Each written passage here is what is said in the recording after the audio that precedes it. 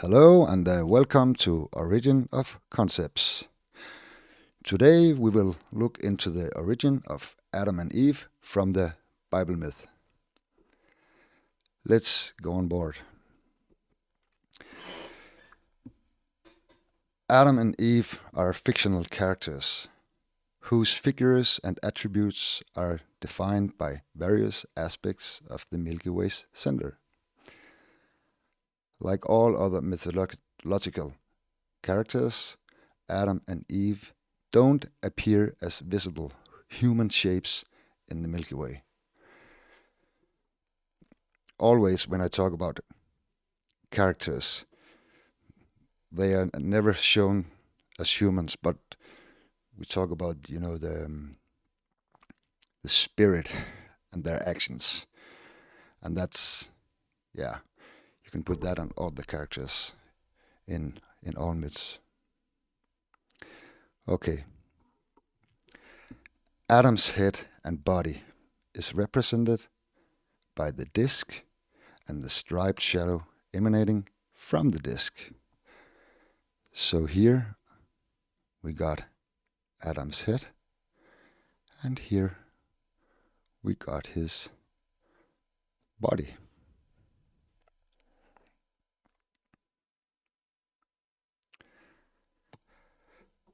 The name Adam is a Hebrew name or term for man, which comes from the term Adama, which means earth, the man of earth, so to speak. Eve's head is the disc, and her body is represented by the greyish shadow to the right of the disc, with a female posture. And this is always the head. And then we got the female posture. I'll try to draw it as good as I can.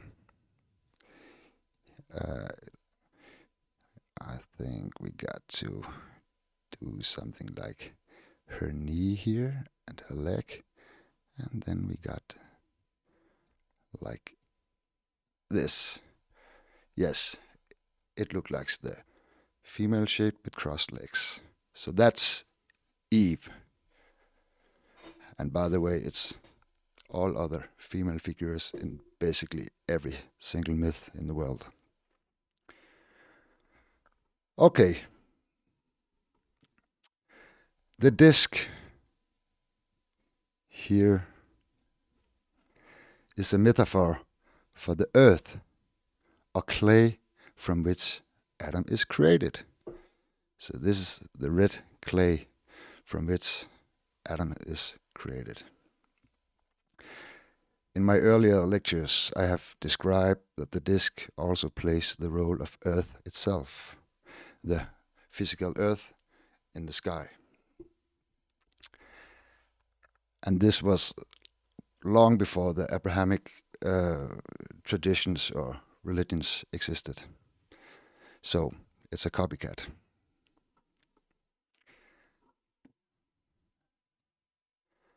I'll clean the board. The serpent twisting around the branches in the tree is the striped shadow emerging into the disc. So what we have here is the serpent in the tree. And here is the crown of the tree.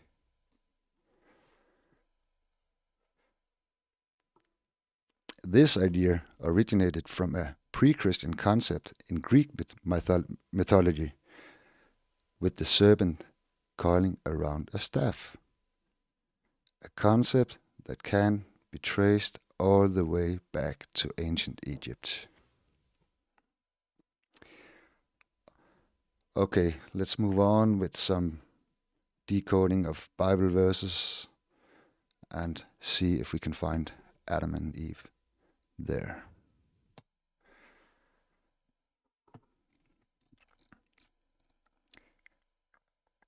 It writes, "A mist rose from the earth and watered the whole face of the earth. Okay, we know this is the earth. And let me change some color here. And then we got the mist above the earth. And remember, this is also Adam's face. So a mist rose from the earth and watered the whole face of the earth. The mist is the foggy fume above the disk, which watered the face of the earth. The disk, which both plays the roles as Adam's face and the face of earth.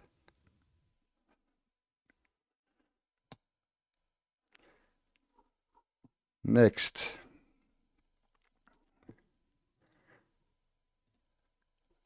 God formed man of the dust of the ground and breathed into his nostrils the breath of life, and man became a living soul. Okay. God formed Adam of dust. The dust is, of course, the grain disk in the Milky Way center. That's the sand or dust or clay or whatever you decide.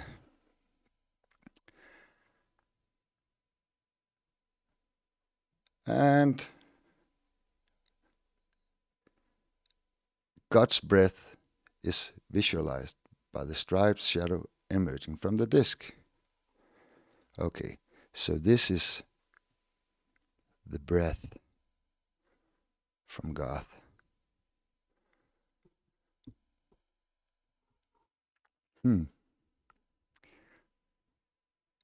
God's mouth is formed by the shadows surrounding the disk. The Milky Way center looks like a giant mouth speaking or breathing. And I don't think I need to draw that much to understand where you find the big mouth. So, this is the mouth breathing.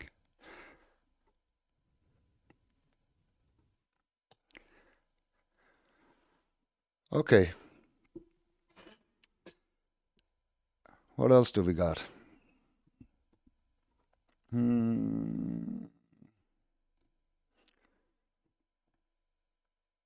Yes. Let me see. Of course, we need the nostrils because the Milky Way center is also a very, very big nose with some nostrils. The nostrils is the fume above the disk. So here you got the big Milky Way nose. And this is not the only myth with noses, but I'll show you that in another video. Okay, next. God planted a garden in Eden, and there he put the man he had formed. Okay. Eden is the entire Milky Way center. This is Eden.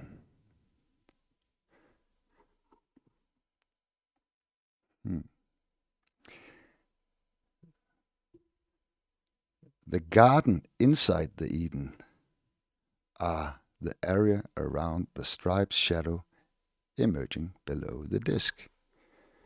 So here you see the garden with all sorts of plants, trees, and so on and so forth. And this is always here. All the plants grow in most myth.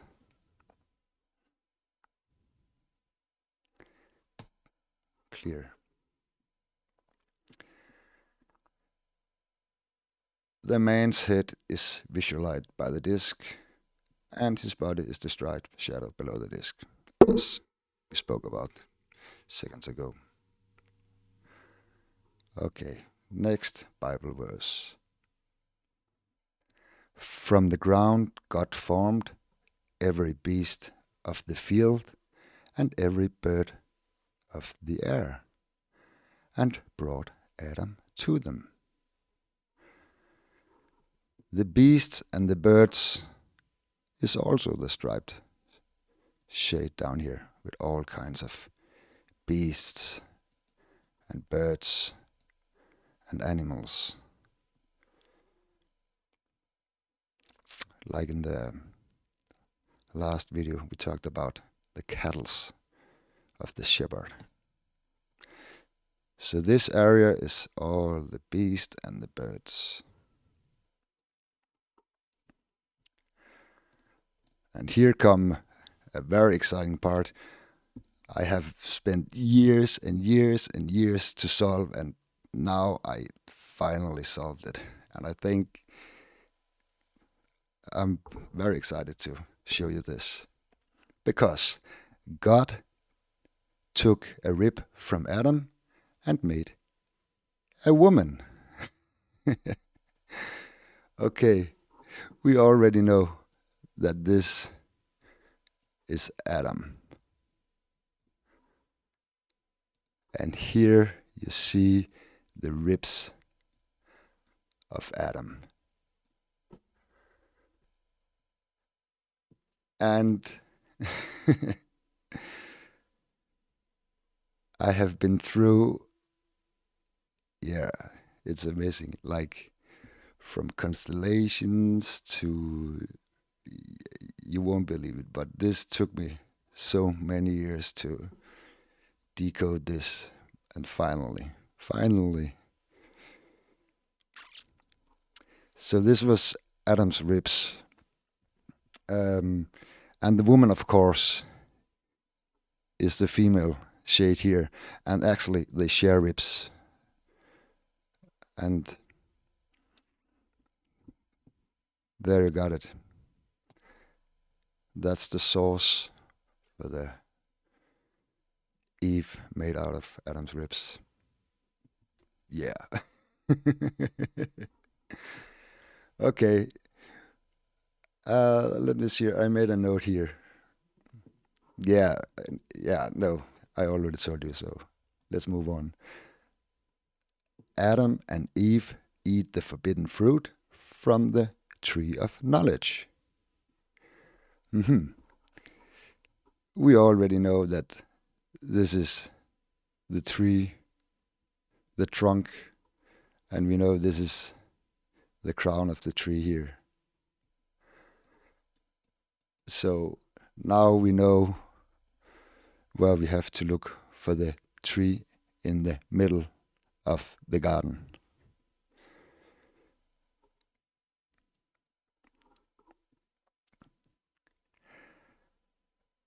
And yeah, let me see, I got this note here. The most important about the two trees, the tree of life and the tree of knowledge, is that why is it the tree of knowledge? It is because this part of the tree of knowledge is the gateway, so to speak, between the divine and earthly worlds. So when you eat from this tree, you will get knowledge, and you can never go back to the divine again. So that's pretty much it.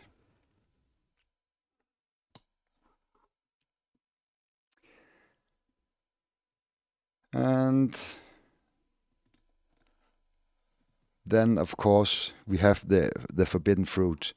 The forbidden fruit is, of course, the disc.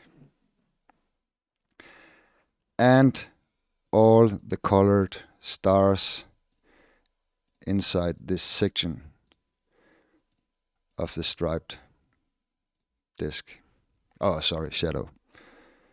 So this is the fruit of the tree. And the Adam and Eve story is not the only myth with fruits in the tree. They got it from somewhere else. I'll discuss in another video. We could also say the big apple, if you know what I mean. Okay, we move on. As punishment for eating from the tree, Adam must eat from the tree all the days of his life, along with thorns, thistles, and herbs from the fields. Again, we got all the thistles and herbs from the fields here. And in most myths, this is the fields, this area.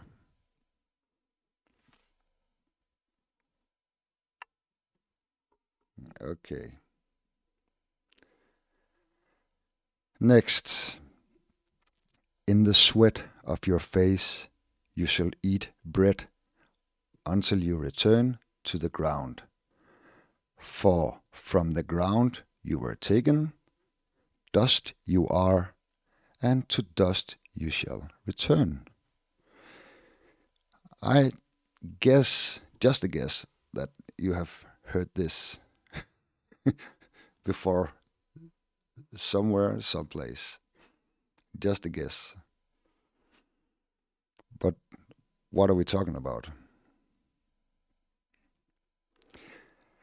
First of all, the sweat on the face is the stripes, the raindrops, the drops. And the bread is, of course, the bread-colored light from the disc, and the disc. And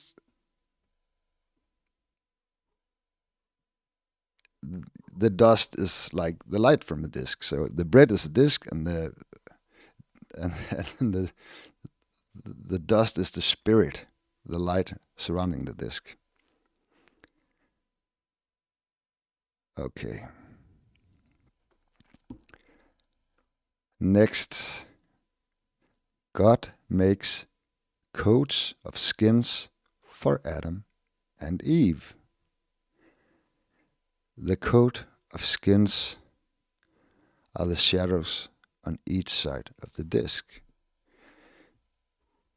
Here we got one skin made of goat, and here we got another skin made of goat.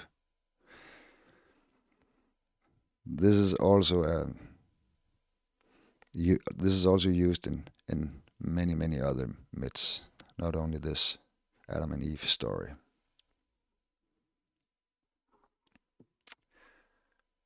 Okay. Next, because Adam has been given wisdom, he is sent out of the Garden of Eden and placed on the earth from where he came. Basically, he's just placed right here in the center of the Milky Way, on the earth from where he come, or from where he is created.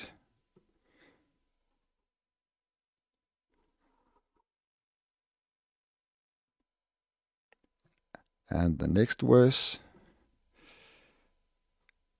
so God drew out the man, and he placed a cherubim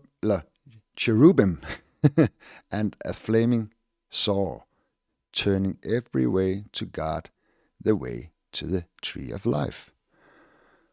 Okay, let's look at the. Sorry, I'm not that good at say that word. Cherubims. Let's look at the cherubims, because that's a very interesting question. Because they are also on the Ark of the Covenant. The cherubims are placed here. It's the two shadows on each side of the disc.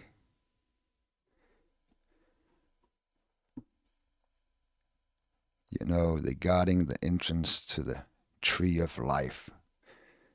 And if we just put the trunk here, which is the striped shade, then it forms the tree.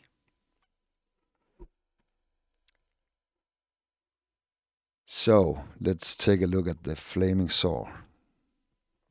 This is also a 10 years plus investigation to come to here, to this point.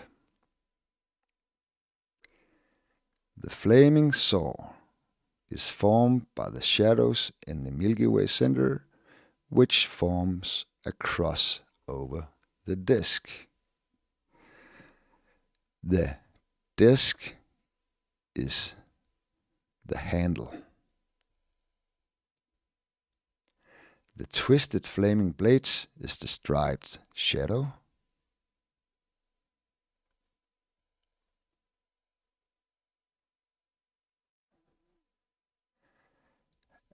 And the handle actually goes all the way through here.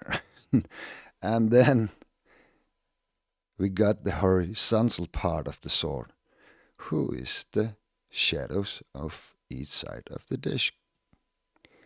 There we got. So here you got the flaming sword, which is also the cross in the sky, because it's here the crossing point is where the divine meets the earthly. That's why the sword is so important. And I'll make a video just about the sword on a later time. So now you know what the flaming sword is. Okay. And as I told before, the tree of life is the entire Milky Way center with its top crown covering the disk inside. The place of eternal life and eternal light.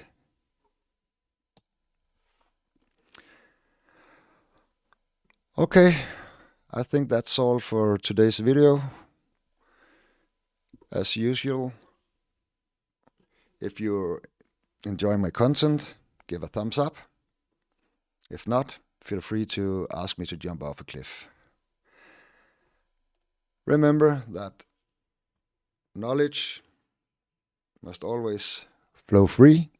However, any donations are greatly appreciated, so I still can go buy pizza. Take care and see you in the next video.